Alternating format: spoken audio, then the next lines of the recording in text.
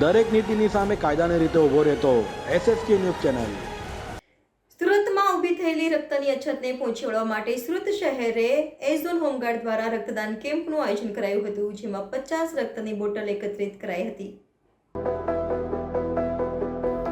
સુરત શહેર એઝોન હોમગાર્ડ દ્વારા રક્તદાન કેમ્પનું આયોજન કરવામાં આવ્યું હતું, જેમાં 50 રક્તની બોટલ એકત્રિત કરીને રેડક્રોસ બ્લડ સેન્ટરને અર્પણ કરવામાં આવી હતી।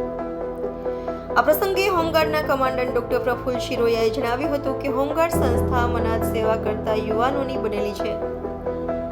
કાયદો અને વ્યવસ્થાની સાથે સાથે સામાજિક પ્રવૃત્તિની સાથે કુદરતી આફત હોય કે માનવ સર્જિત કોઈ દુર્ઘટના બને ત્યારે પોલીસની સાથે રહી કાયદો અને વ્યવસ્થાની જાળવણી પણ કરતી હોય છે। મહારાષ્ટ્રમાં ચૂંટણી બંદોબસ્ત પૂર્ણ કરીને આવ્યા છતાં પણ સુરત શહેરમાં લોહીની અછતના કારણે હોમગાર્ડના જવાનોએ આ કેમ્પનું આયોજન કર્યું હતું, તો ડોક્ટર શિરોયાએ રક્તદાતાઓને અભિનંદન પાઠવ્યા હતા। આ કાર્યક્રમનું આયોજન નાનપુરા બહુમાળી ભવન ખાતે કરવામાં આવ્યું હતું, જેમાં second commandant Pranav Thakkar, staff office legal સીએબી Vora, staff officer recruit Mehul Modi, staff officer medical doctor Jignesh Patel, staff officer sport Kezad Wadia, staff officer લોકસંપર્ક જિગ્નેશસિંહ ઠાકર તેમજ A zone officer commanding Sunil Mahesuriya, part time clerk Raj Patel, CKM Rajesh Joshi, CS Piyush Mistry, PS Vijay Takodiya, PS Popat Patil, SL Deepak Satkar, ASL Nirav Patel ઉપસ્થિત રહ્યા હતા અને રક્તદાતાઓને પ્રોત્સાહન પૂરું પાડ્યું હતું। તો આ રક્તદાન સાયન્સ ક્લબ ઓફ સુરત ઈસ્ટના સહયોગથી કરાયું હતું। નમસ્તે।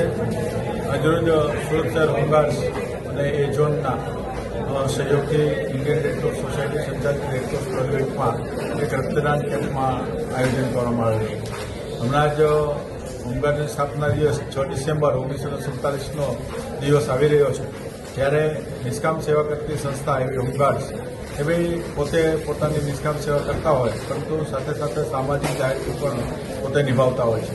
જ્યારે જ્યારે કંઈ પણ જરૂરિયાત હોય ત્યારે હોમગાર્ડ્સ ખડે પગે ઊભી રહેતી હોય છે। આજરોજ જ્યારે આ દિવાળીના સમયમાં રક્તની ખૂબ જરૂરિયાત હોય છે, ત્યારે અમારા ઓફિસર કમાન્ડિંગ મૈસુરિયા દ્વારા એ ઝોનમાં હોમગાર્ડના સહયોગથી આજે રક્તદાન કેમ્પનું આયોજન કરવામાં આવ્યું છે। તેમાં અમારી સાથે સેકન્ડ કમાન્ડન્ટ ઠાકર, મોદી સાહેબ, ડૉક્ટર જિગ્નેશભાઈ, કેજાદ વાડિયા, જિગ્નેશભાઈ, અમારા સ્ટાફ ઓફિસર દરેક ઉપસ્થિત રહ્યા હતા અને સાથે સાથે આ કેમ્પને સફળ બનાવવા માટે હોમગાર્ડ્સે પોતાનું રક્તદાન કરી કોઈ જરૂરિયાતમંદ વ્યક્તિને પોતે સહયોગ આપવા માટેનો પ્રયત્ન કર્યો હતો। તો હું અપીલ કરું છું કે ભાઈ આપણે પણ સ્વૈચ્છિક રીતે રક્તદાન કોઈ પણ બ્લડ બેંકમાં જઈને કરવું જોઈએ, જેથી કરીને કોઈનો પોતે જીવ બચાવી શકે।